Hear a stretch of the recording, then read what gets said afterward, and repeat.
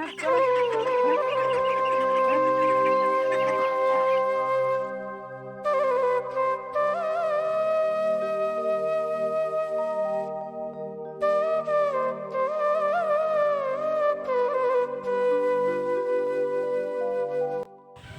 সকাল আমার প্রিয় বন্ধুরা, কেমন আছো তোমরা? আশা করছি সবাই সুস্থ আছো ও ভালো আছো। মালদা জেলার ছোট্ট একটা গ্রাম থেকে আমি সম্পা, আমার ছোট্ট একটা চ্যানেলে তোমাদের সবাইকে স্বাগত জানিয়ে আজকের ব্লগটা আমি শুরু করছি। তো আজকের ব্লগটা একটু অন্যরকম হবে, কারণ একটা ভাইয়ের আমার রিকোয়েস্ট ভিডিও হবে আজকে। তো চলো ভিডিওটা দেখো, আশা করছি তোমাদের ভালো লাগবে। আর ভাইটার নাম হচ্ছে রাজেশ চ্যাটার্জি। তো চলো ভাই, তোমার রিকোয়েস্টে আজকে ভিডিওটা বানাচ্ছি, অবশ্যই দেখুন কিন্তু। তো চলো আমার কাজগুলো যেগুলো বাকি আছে তো ওই কাজগুলো আগে করে নিই, তারপরে আমি যাব গোবর আর কি নাড়তে যাব। তো এদিকে তোমার গরুগুলোর জন্য জল আর কি নিতে আমি চলে গেলাম মার্শাল থেকে জল নিয়ে চলে আসলাম।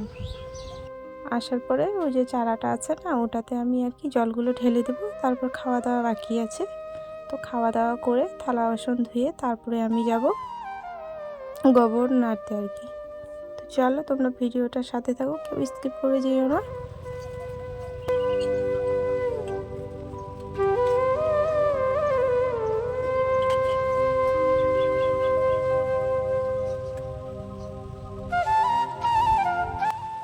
আর এদিকে তোমার ওই যে সকালে খাওয়া দাওয়া করলাম, খাওয়া দাওয়া করার ওই যে থালা বাসনগুলো আর কি ধুয়ে নিতে পুকুরে চলে এসেছি। তো পুকুর থেকে এসে তারপরে আমি চলে যাব জমিতে, যেখানে আমার গোবরগুলো রাখা আছে। তো আমার ভাইয়ের রিকোয়েস্টে করছি। তো চলো তোমরা ভিডিওটা দেখতে থাকো আর সঙ্গে থাকো।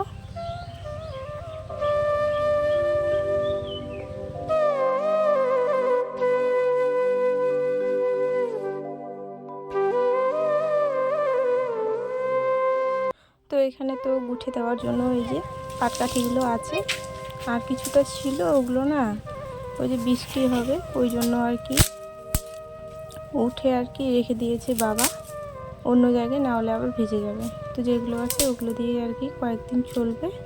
তো এগুলো নিয়ে আমি চলে যাব জমিতে।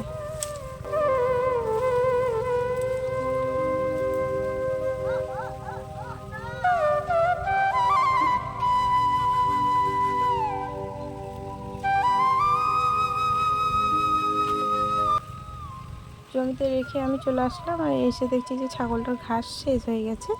তো ওই জন্য ছাগলটাকে একটু খেতে দিয়ে আর আমি চলে গেলাম জমিতে। এই যে তোমার গোবরগুলো আর কি ঠেসে আর কি খুঁজে খুঁজে ইয়ে করবো আমি।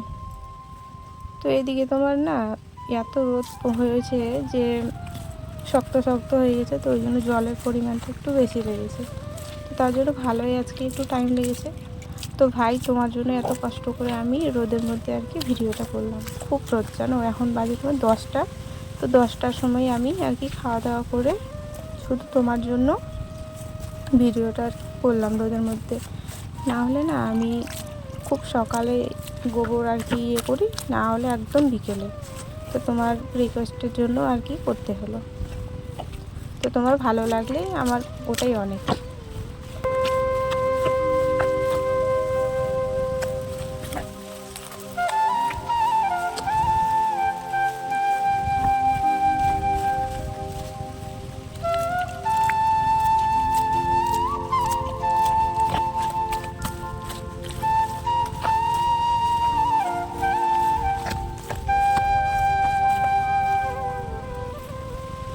তো আমার এইদিকে মোটামুটি খোঁচানো কমপ্লিট হয়ে গেছে। হয়ে যাওয়ার পর আমি পাগুলো আর কি ধুয়ে নেবো, না হলে বসে বসে যে উঠিয়ে দেবো কি না, তো অনেক গোবরগুলো আমার জামাতে আর কি ভরে যাবে।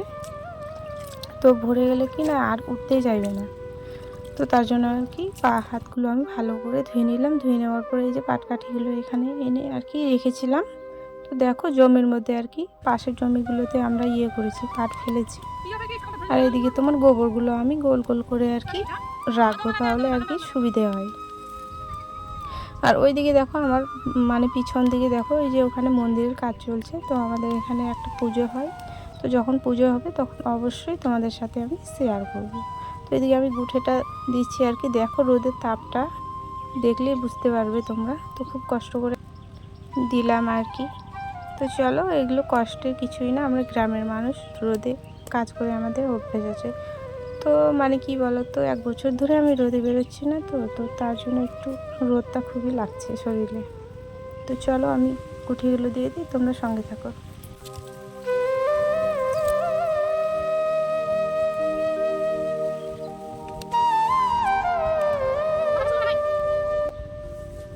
তো ভালোই তোমার গুঠে দিতে ভালোই সময় লেগেছে, মনে করো 1 ঘন্টার মতো। তো এখানে হয়ে গেছে। হয়ে যাওয়ার পর বালতিটাতে যে জলগুলো আছে না, তো ওই জলগুলো আমি এখানে ঢেলে দিয়ে দেবো।